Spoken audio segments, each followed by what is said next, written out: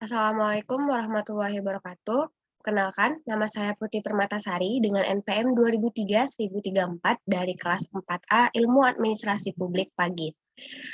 Baik, di sini saya akan mempresentasikan hasil kerja saya tentang penelitian survei deskriptif.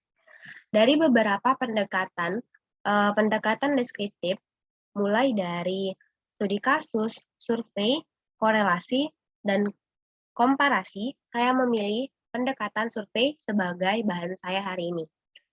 Baik, selanjutnya saya akan memulai presentasi. Penelitian survei deskriptif.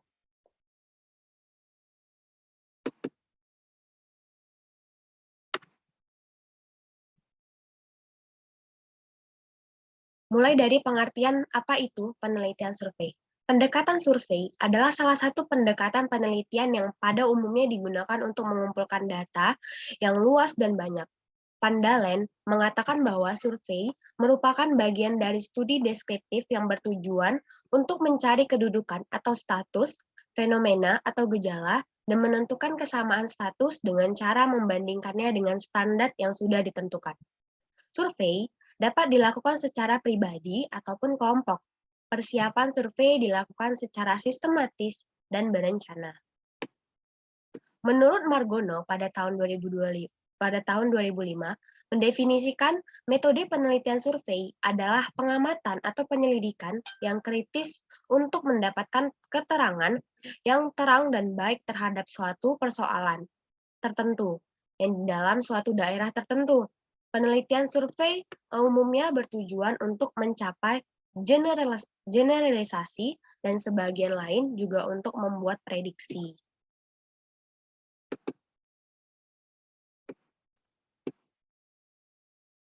Tujuan dari penelitian survei. Ada beberapa tujuan dari penelitian survei, seperti penelitian survei dapat digunakan untuk maksud ini disampaikan oleh Singarimbun dan Effendi pada tahun 1995, di mana tujuan survei adalah satu, penjagaan atau eksploratif, di mana penelitian ini bersifat terbuka, masih mencari-cari dan menggali. Yang kedua adalah deskriptif, di mana penelitian ini dimaksudkan untuk pengukuran yang cermat terhadap fenomena sosial tertentu, misalnya pencairan, pengangguran, di mana peneliti mengembangkan konsep dan menghimpun fakta, tetapi tidak melakukan pengujian hipotesa. Yang ketiga, penjelasan atau explanatory, di mana peneliti menjelaskan hubungan kausal antara variabel-variabel melalui pengujian hipotesa. Yang keempat, evaluasi, yaitu menjadi pokok pertanyaan adalah sampai seberapa jauh tujuan yang digariskan pada awal program tercapai atau mempunyai tanda-tanda akan tercapai. Yang kelima, tujuan penelitian survei adalah sebagai prediksi, di mana mengadakan prediksi atau perkiraan-perkiraan mengenai suatu fenomena sosial tertentu. Yang keenam, ada penelitian operasional, di mana pusat perhatian adalah variabel-variabel yang berkaitan dengan aspek operasional suatu program.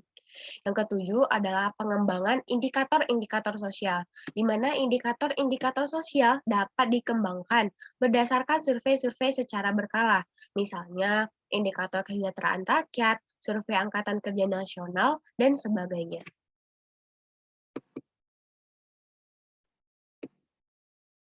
Nah, dari penelitian survei juga memiliki beberapa ciri, yang dimana ada pun karakteristik dari penelitian survei, yaitu tujuan utama survei adalah untuk menghasilkan statistik deskriptif kuantitatif dan deskripsi dalam angka tentang berbagai aspek populasi yang diteliti. Yang kedua, cara utama dalam pengumpulan informasi adalah dengan mengajukan pertanyaan kepada orang dan jawabannya kemudian merupakan daya yang akan dianalisis. Yang ketiga, biasanya informasi itu dikumpulkan dari sebagian saja dari populasi atau sampel, bukan dari seluruh subjek yang menjadi anggota populasi. Nah, berikut ciri-ciri penelitian survei. Yang pertama adalah memberikan gambaran terhadap fenomena-fenomena. Yang kedua, menerangkan hubungan atau korelasi. Yang ketiga, menguji hipotesis yang akan diajukan. Yang keempat, membuat prediksi atau forecast kejadian. Yang kelima, memberikan arti atau makna atau implikasi pada suatu masalah yang diteliti. Jadi, penelitian deskripsi mempunyai cakupan yang lebih luas. Nah, dalam melakukan penelitian survei terdapat beberapa langkah, seperti saya terapkan dan saya jelaskan sedikit. Langkah-langkah penelitian survei yang pertama adalah menentukan permasalahan, di mana mencari masalah apa yang akan diangkat. Dalam perumusan masalah dapat dijelaskan secara definisi, asumsi, dan lingkup yang menjadi batasan penelitian. Kemudian, setelah menentukan permasalahan, kita lanjut ke tahap kedua, yaitu hipotesis, di mana hipotesis merupakan menebak secara ilmiah dan logis tentang pemecahan suatu masalah tersebut. Kita memecahkan masalah suatu tersebut dengan penelitian atau dugaan sementara. Selanjutnya, setelah dari hipotesis, langkah ketiga adalah menentukan tujuan penelitian, di mana apa tujuan dilakukannya dalam rangka menunjukkan fokus perhatian dan upaya apa yang akan dilakukan. Selanjutnya, langkah keempat adalah menentukan tipe survei. Hal ini diperlukan sebagai pertimbangan peneliti dalam rangka mengatasi masalah yang menyangkut personil, keuangan, perlengkapan, akomodasi, dan lainnya.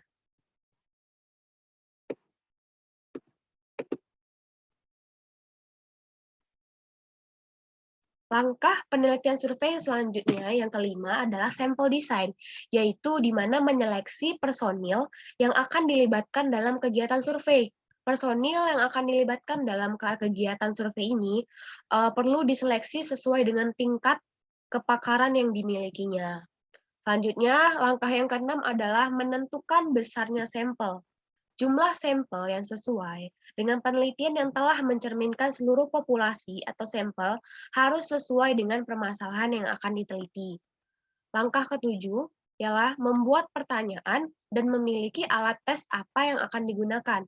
Alat tes terdiri dari 3 macam, seperti kuesioner, skala atau Likert type scale, dan tes.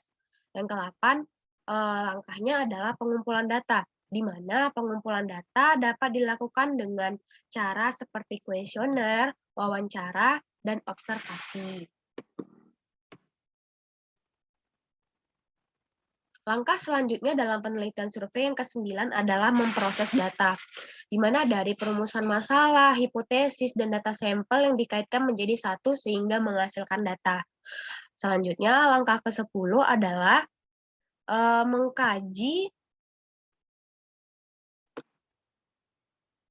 mengkaji data dari hasil memproses data sebelumnya. Selanjutnya, langkah yang terakhir adalah pembahasan hasil, di mana menarik kesimpulan dari penelitian yang telah dilakukan dan sudah dapat menjawab hipotesis yang telah dibuat tadi.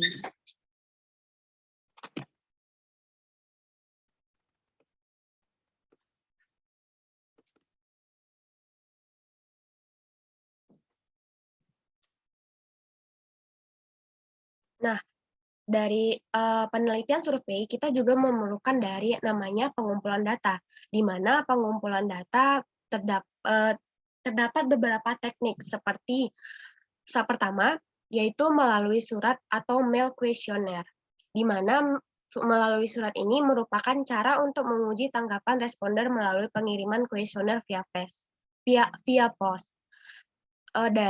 Melalui pengumpulan data melalui surat mail questionnaire ini memiliki kelebihan dan kekurangannya, di mana kelebihan dari melalui surat atau mail questionnaire ini adalah hemat biaya, hemat waktu, responder bisa memilih waktu yang tepat baginya untuk mengisi kuesioner.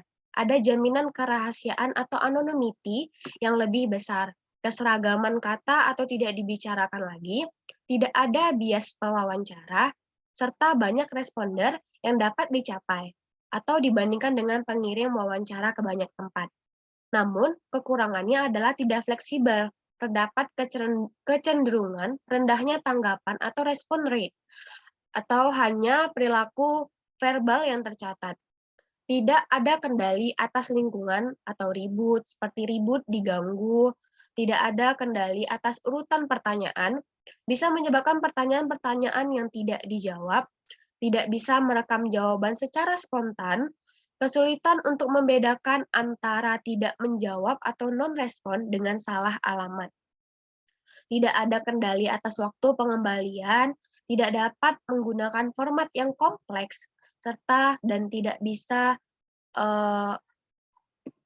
tidak bisa mendapatkan sampel yang bias. Selanjutnya,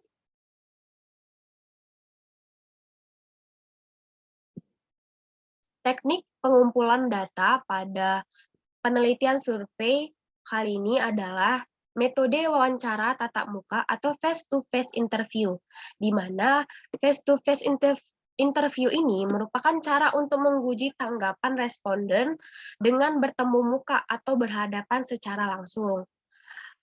Metode wawancara tatap muka ini juga memiliki kelebihan dan kekurangannya, di mana kelebihan dari metode wawancara tatap muka atau face-to-face interview ini adalah penelitian face-to-face interview menjadi fleksibilitas.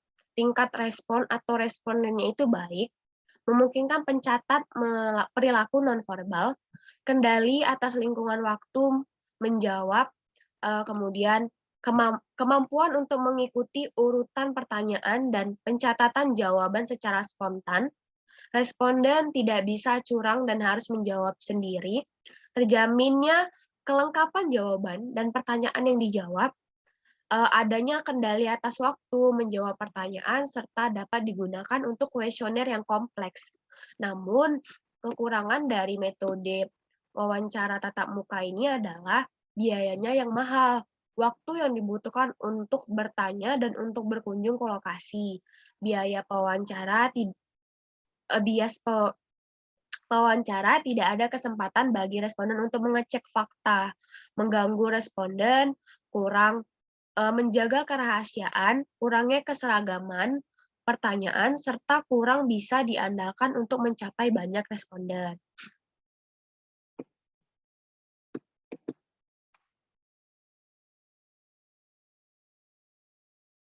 Selanjutnya, teknik yang terakhir dalam pengumpulan data pada penelitian metode survei kali ini adalah dengan wawancara telepon atau telepon interview, di mana wawancara telepon merupakan cara menguji tanggapan responden via telepon. Pengumpulan data dengan cara wawancara telepon ini juga memiliki kelebihan dan kekurangan, di mana kelebihan dari telepon interview ini adalah tingkat respon atau respon rate-nya lebih tinggi dari mail atau self-administered, memungkinkan untuk menjangkau geografis yang luas atau jauh, waktu lebih singkat, dapat mengontrol tahapan pengisian kuesioner, dapat melakukan pertanyaan lanjutan probing, dan memungkinkan untuk format pertanyaan yang lebih kompleks. Namun kekurangannya adalah biaya tinggi, panjang wawancara terbatas untuk responden yang tidak memiliki telepon, mengurangi anonimitas, memungkinkan bisa bias pewawancara, sulit untuk pertanyaan terbuka, membutuhkan bantuan visual, serta hanya dapat mencatat hal-hal tertentu dari latar belakang suara atau intonasi suara. Baik, itu saja yang bisa saya presentasikan tentang pendekatan survei pada pendekatan deskriptif kali ini. Lebih dan kurang saya mohon maaf. Assalamualaikum warahmatullahi wabarakatuh.